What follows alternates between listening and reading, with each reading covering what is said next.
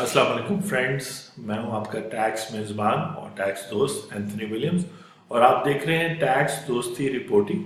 Videos. और हम हैं taxdosti.com वेबसाइट पे, जो बेसिक वेबसाइट है जिस पर आपको सारी इंफॉर्मेशन, हमारा ब्लॉग और वीडियोस यहाँ पे मिलते हैं। तो स्टार्टिंग पॉइंट हमारा नॉर्मली ये होता है, इधर से फिर हम आगे जाते हैं। और आज सुबह से नहीं, बल्कि बिल्कुल सुबह से, यानी कि रात के 3 4 5 बजे के बाद से व्हाट्सएप पे जो है ना, जो मैसेजेस मुझे आ रहे हैं, सब लोगों को आ रहे हैं, और जो फिर मुझे फॉरवर्ड कर रहे हैं सारे फैंस, क्लाइंट्स और दोस्त। अब आप कि FBR ख़त्म हो रहा है और सेल्स टैक्स 16-17% से 8% पर आ रहा है। तो इस हवाले से हम बात करेंगे इस वीडियो में। मैं आपके साथ द न्यूज़ इंटरनेशनल की जो न्यूज़ उन्होंने शेयर की है वो शेयर करूंगा, और उसमें मकसद ये है कि जो हमारे पास जो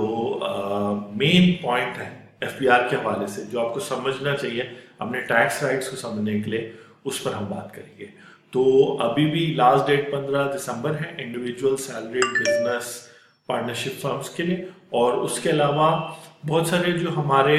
दो दो दो बातें, टैक्स दोस्ती सेक्टर्स का जिक्र मैंने कल परसों किया था, हर शहर में या अभी वो नहीं है। तो इस वक्त ये जो हमारे social media, Facebook, Twitter,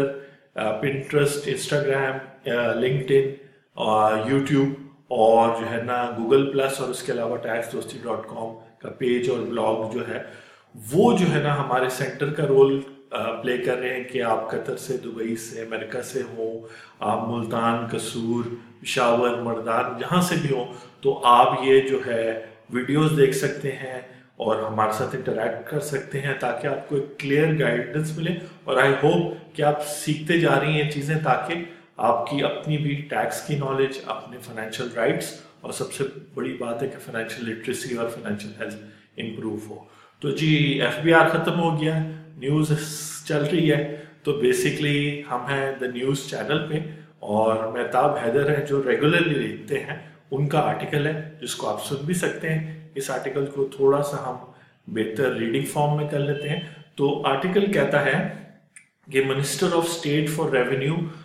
Hamid Azhar on Wednesday said that the government intends to move ahead with a national tax agency instead of asking taxpayers to file different taxes at federal and provincial levels separately.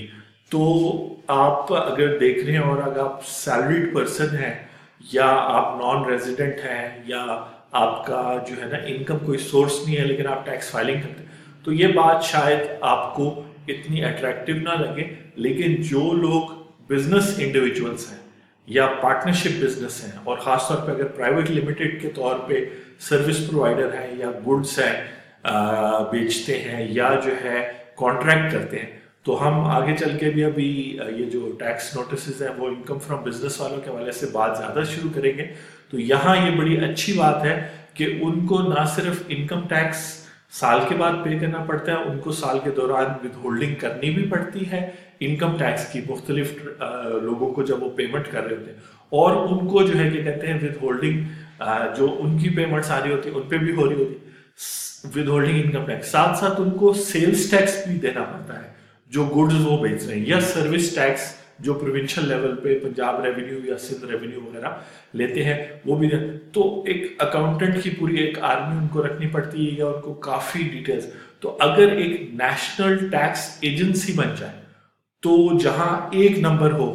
Business के लिए भी, individuals के लिए भी। अब आप भी as individual अगर सैलरी कमा रहे हैं, तो हो सकता है कुछ आपने प्रॉपर्टी ली हो, कुछ पैसे आपने प्रॉफिट कमा रहे हैं, इंटरेस्ट पे आपको बैंक से आ रहा हो कोई, और तो आपका भी फिर काफ़ी सारा रिकॉर्ड और डिटेल्स हो जाती है। तो अगर इस तरह जो है हो तो बड़ा इजी होगा। और यहाँ पर मैं डॉक्टर इकरामुल हक का जिक्र करना चाहूँगा, मेरे उस्ताद, और जो है वो सुप्रीम कोर्ट के एडवोकेट, सीनियर एडवोकेट सिर्फ नहीं है, बल्कि पाकिस्तान में जो टैक्स की नॉलेज है, जो कुछ हमने 20-22 साल में सीखा है, उनकी किताबें पढ़ के, उनके अगर उनको जो है ना यूट्यूब पे देखा है, या उनके आर्टिकल्स पढ़ के जो वो अपनी टैक्सेशन मैगजीन में लिखते हैं, या सारे पाकिस्तान के अखबारों में लिखते हैं, या अब रिसेंटली जो वो कर रहे हैं पिछले 3-4 साल से कि लिंक्डइन और सोशल मीडिया पर वो अपने आर्टिकल्स वगैरह वो और उनकी मिसेस हुजैमा जो है वो लिख रहे हैं आर्टिकल्स और अवेयरनेस क्रिएट कर रहे हैं लोगों के बारे में टैक्स। तो हमने उनसे सीखा है और टैक्स दोस्ती कोशिश कर रहा है कि उनके फुटस्टेप को फॉलो करें। तो उनका एक बहुत पुराना जो है ना प्रपोजल है गवर्नमेंट को कि आप एक नेशनल टैक्स एजेंसी बनाएं और उस एजेंसी का काम हो कि एक शख्स को एक दफा रजिस्टर करे और फिर जिस तरह का टैक्स आपने लेना है, यानी सेल्स टैक्स वगैरह एक्चुअली कारोबार ने लेना होता है आगे कस्टमर से, और इनकम टैक्स जो है ना कारोबार ने खुद पे करना होता है। तो उस हवाले से जो है ये कहते हैं आप एक एजेंसी बनाएं और फेडरल, प्रोविंशियल और फ्यूचर में लोकल गवर्नमेंट भी आ जाएगी। हर किस्म का टैक्स जो है ना वो उसके मुताबिक हो।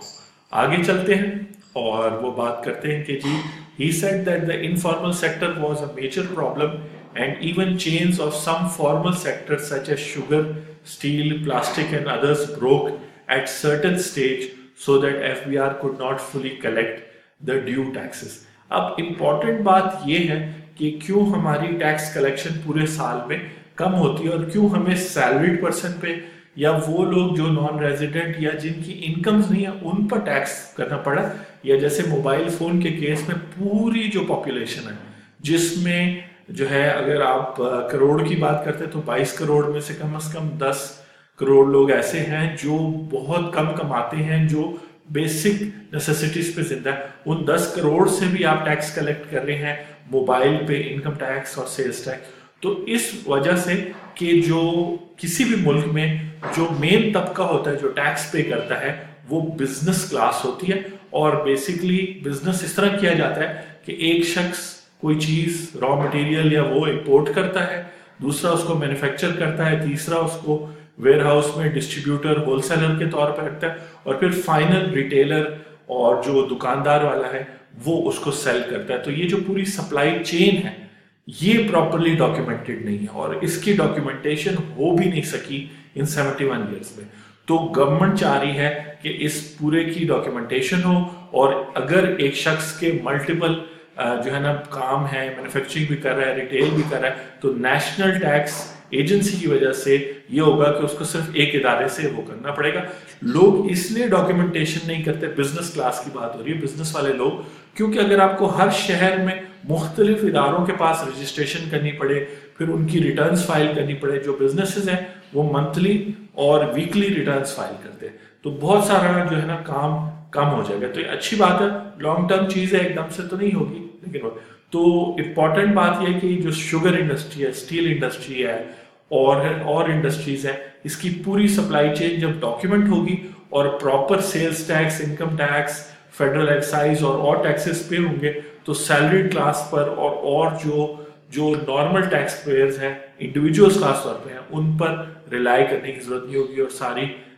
टैक्स कलेक्शन यहाँ से होगी। तो एक अच्छी बात है। ये जो अगला पैराग्राफ है बेसिकली इसमें वो इम्पोर्टेंट चीजें हैं, क्योंकि फिर बाकी जो आर्टिकल है इसका लिंक भी आपको यूट्यूब और फेसबुक पेज पे शेयर होगा, आप इसको रीड कर सकते हैं। लेकिन फिर ऑब्वियसली मिनिस्टर्स जब बात करते हैं, ये जो मिनिस्टर फॉर रेवेन्यू है, मिनिस्टर फॉर स्टेट है, फिर वो साथ में पॉलिटिक्स लाते हैं, तो कहते हैं जी पुरानी गवर्नमेंट ने ये किया, हमने वो किया। तो ये चीजें आप भी शायद मेरे चैनल पे ना सुनना चाहें। तो ये जो पैराग्राफ है ये इंपॉर्टेंट है कि कैसे FBR आहिस्ता आहिस्ता, कल तो नहीं खत्म हो जाएगा, लेकिन आहिस्ता आहिस्ता ट्रांजिशन करेगा एक नेशनल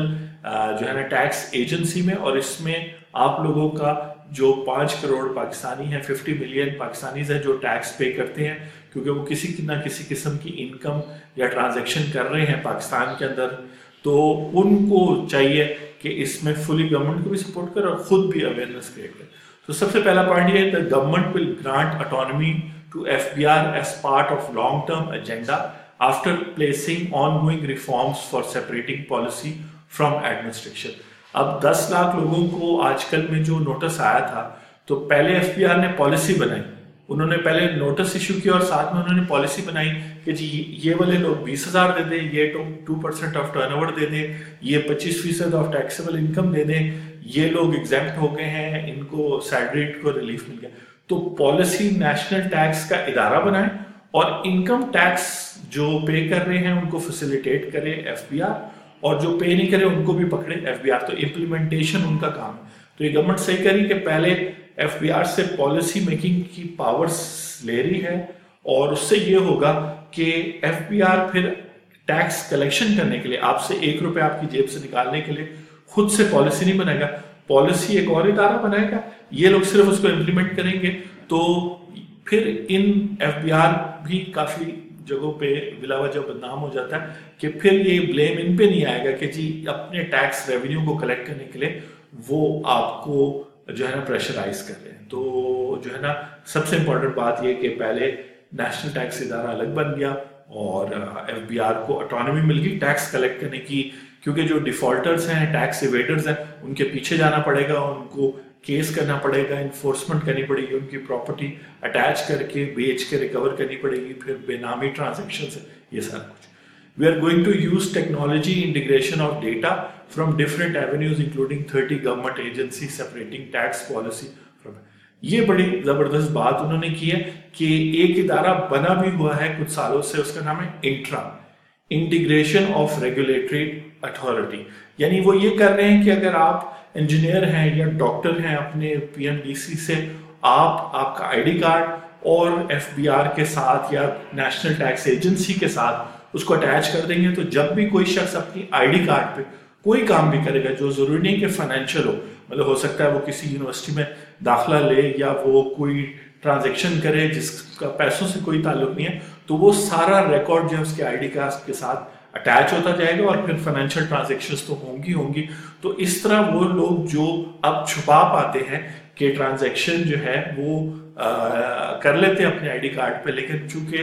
एफबीआर या नेशनल टैक्स एजेंसी नहीं है जो ये सारा डेटा कलेक्ट करे और उसको पहले कोई इंसान एनालाइज करे और फिर उसके बेस पर रूल्स को देखते हुए किसी को टैक्स नोटिस भेजा जाए या इस तरह की चीजें। तो ये जो इंट्रा है इसको मजीद बेहतर करे, और डेटा अगर होगा तो आप सब लोग जो टैक्स फाइलिंग करते हैं, जो टैक्स पे करते हैं, मुख्तलिफ किस्म का इनकम टैक्स, तो जो हर वक्त आप जो है परेशान होते हैं या नाराज होते हैं कि जो लोग टैक्स नहीं दे रहे बिजनेसेस में या अपनी पर्सनल लाइफ में, उनका डेटा जब गवर्नमेंट के पास आएगा